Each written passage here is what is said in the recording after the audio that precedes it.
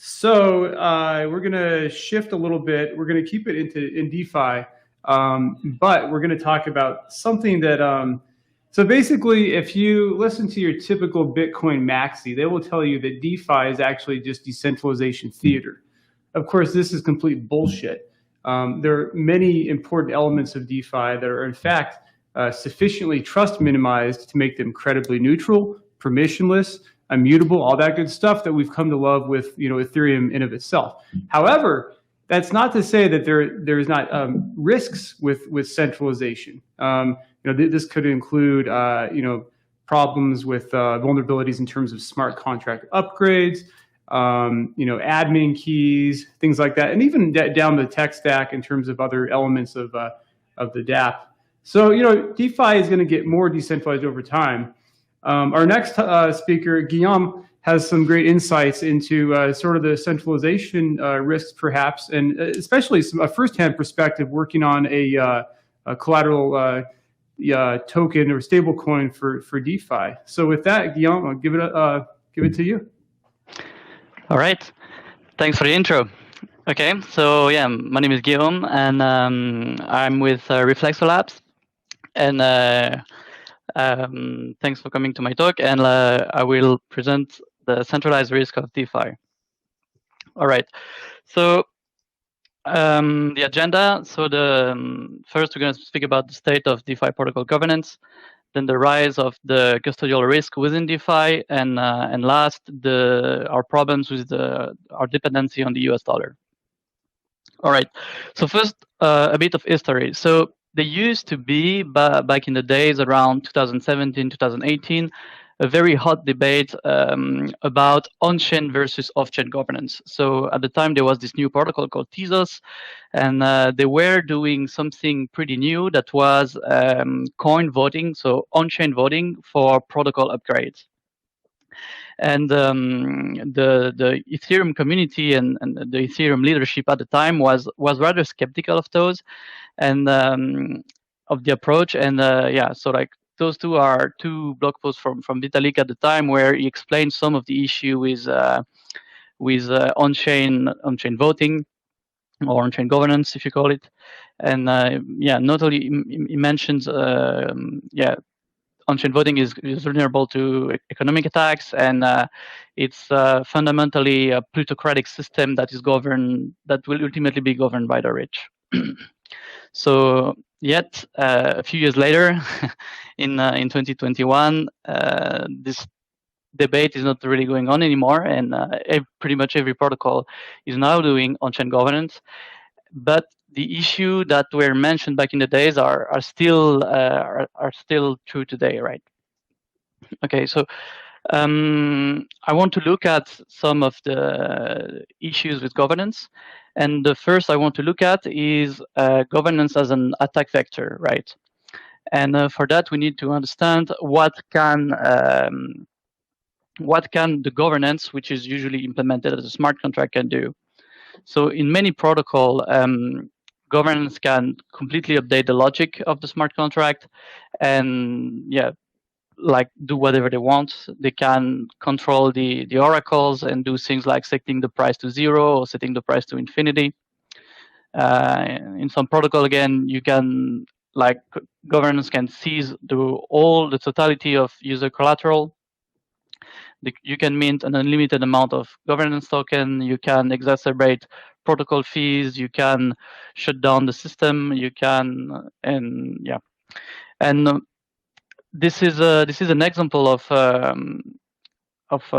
such governance attack. So earlier this year, in October, someone took a flash loan, MKR flash loan on Aave for $7 million, and voted on a proposal within that flash loan, made the proposal pass, and repaid the flash loan.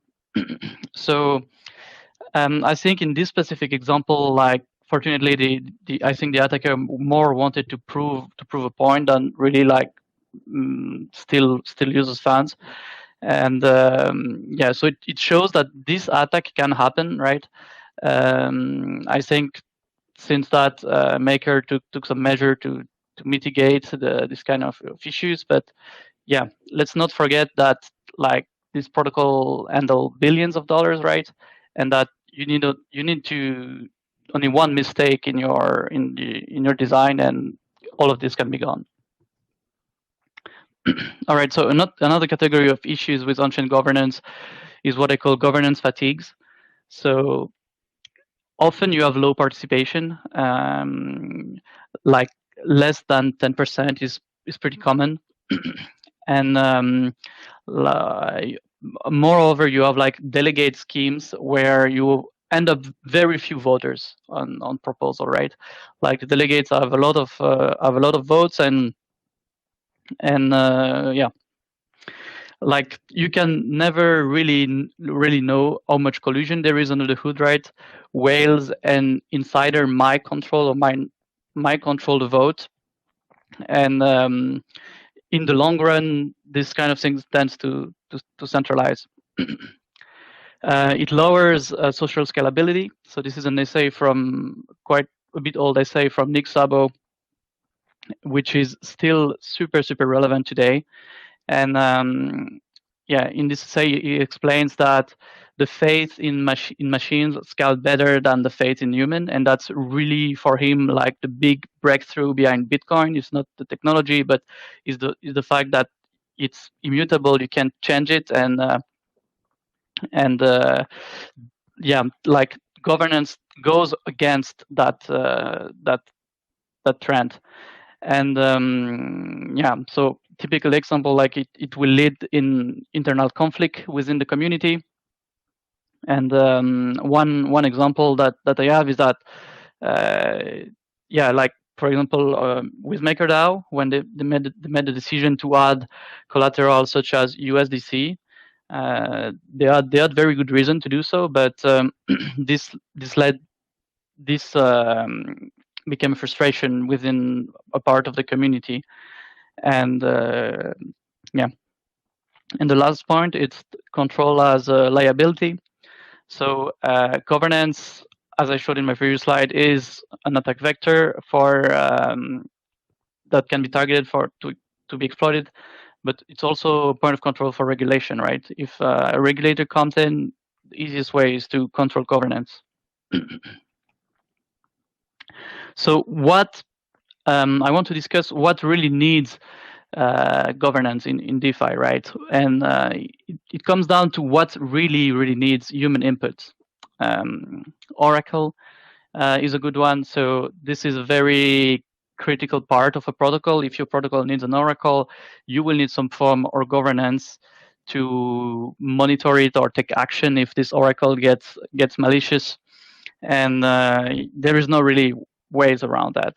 And more broadly, you need governance for external dependencies, right? If your protocol relies on another protocol, something might go wrong on that end, and you might want the governance to keep a bit of control over those dependencies. Protocol kill switch, so basically a function that can stop and halt your protocol. It's fine to have that early on, but I believe that in the long run, like the governance should revoke such kind of abilities. The community treasury, so if you want to give out grants to develop, I don't know, tooling around your protocol or front ends, this is fine. But yeah, even with community treasury, if you have to allocate funds to, for example, to some, I don't know, Keeper network, you can have some scheme where it is incentivized and you have automatic payout, and the cash flow of the protocol is automatically allocated. So protocol parameters like collateralization factors or liquidity provider fee, ideally those should be immutable as well. And what you might want to consider governance for is hyperparameters. So parameters that set the parameters. And this is like a higher level where that you would have to touch less often. Upgradability. So I think governance, a lot of protocols have governance over some upgradability of the protocol. I believe like this is not necessary. And what I prefer, and I think the best way to go is like opt-in upgradability. And a typical example of that I have is the way Uniswap transitioned from V1 to V2. V1 was not shut down, or the logic was not replaced. Like, it was up to the liquidity provider to migrate from V1 from V2 if they wanted. And V1 is still around, and if anyone didn't like V2, it could stay. It could have stayed in V1. I mean, you can still stay and provide liquidity on V1 if you want. And this way, it's much more socially scalable. Last, if you have some very experimental module or concept, you might want to keep some kind of governance just for safety in the first phase, but like in the long run, it should be immutable and you can change it. The one quick note, like the price of governance tokens has been growing like crazy over the last year and over the last month, and there is such a strong market demand for this kind of token that it's a lot of pressure on DeFi teams to issue a token. They might have investor that wants, or simply just the community that wants to invest into the token. So that's a reason why all those governance schemes are not always well justified or thought through, I think. So yeah. So switching gears a little bit and going to the second part of my talk about the rise of the counterparty risk in DeFi. This is something that we're all familiar of. Stablecoin supply is rising enormously, and Tether and USDC is leading the way.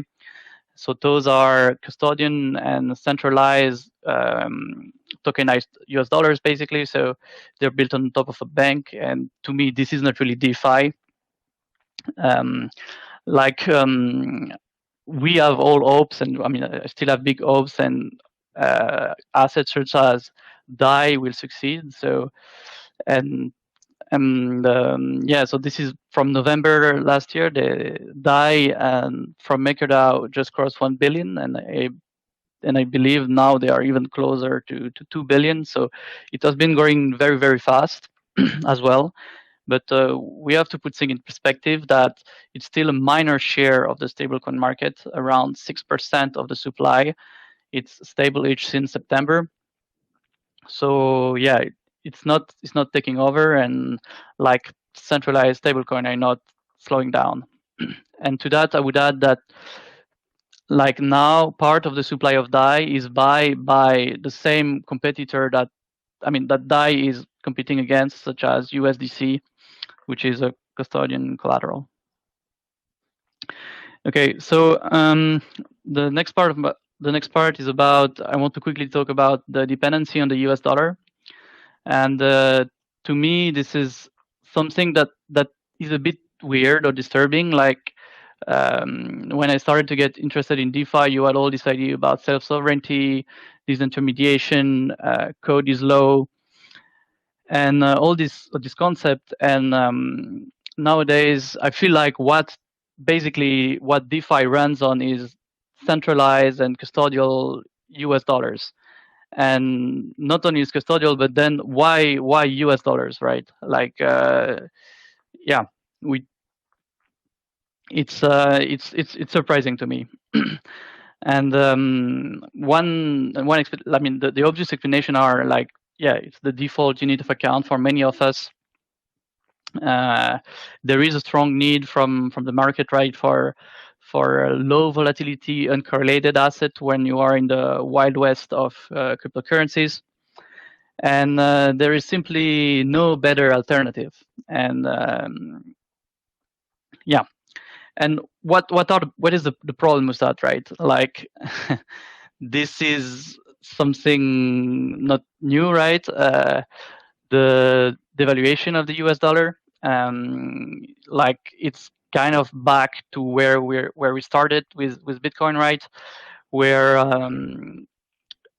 it's not this is not going to stop. It's here to stay. The US dollar will keep being devaluated. And second big problem is regulation, right? So for example, the American government is increasingly going after stable coins or anything that is pegged to the US dollar. They want to classify them as securities, and they want to make it harder for those issuers to operate. So it might be in the future that we run into issues and like stablecoin operators are not able to operate as easily as they are doing now. So yeah, the Stable Act recently is an example of that, and I believe we will see more of this kind of move in the future.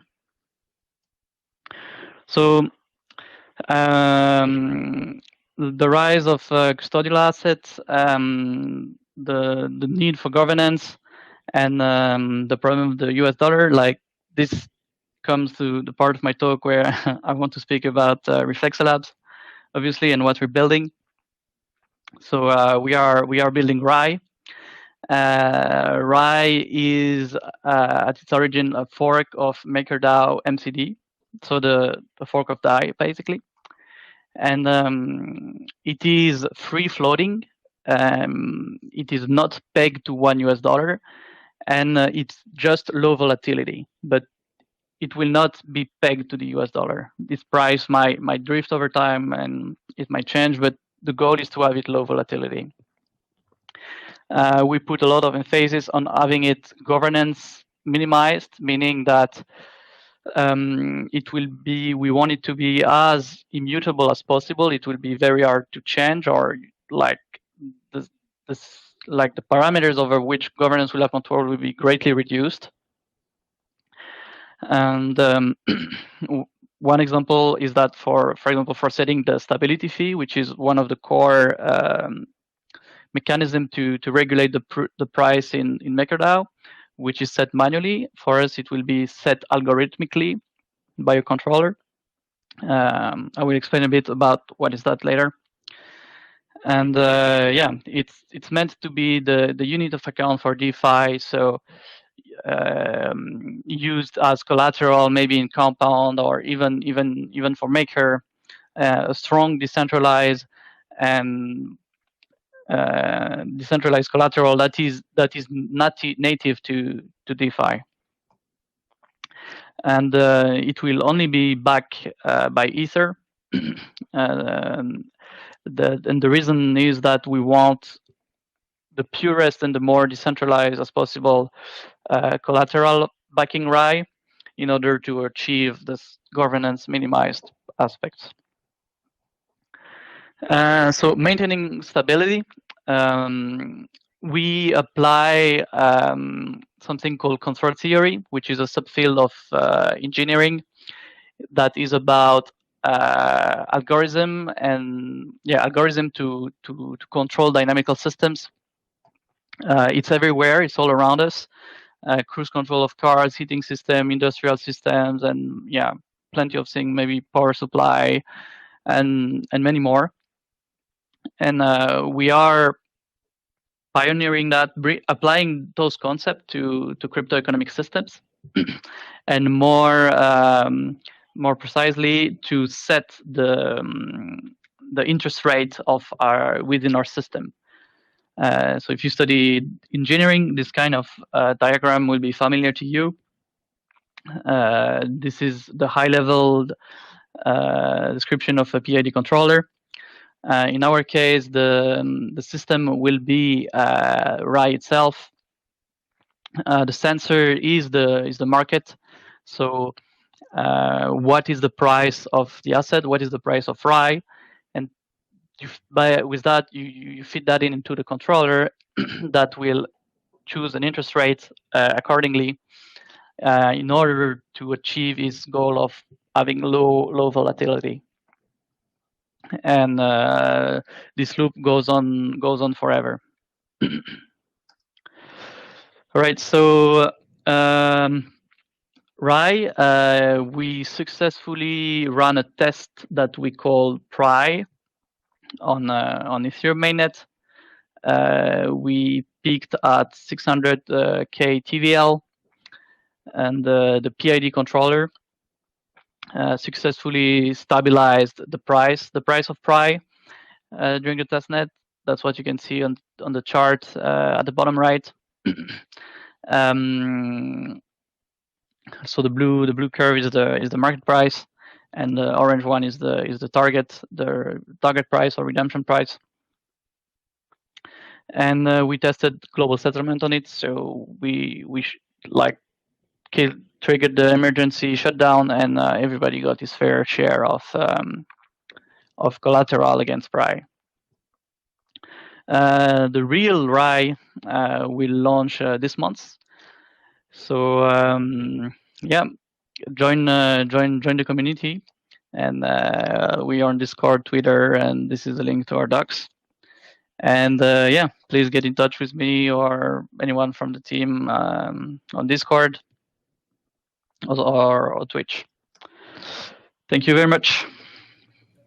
Thank you, Guillaume. Appreciate it. Super cool project. Yeah, guys, look at their info. I think this is going to be something that's going to be increasingly used in DeFi in the near term here. And thanks again. Have a good one. Thanks. Bye-bye.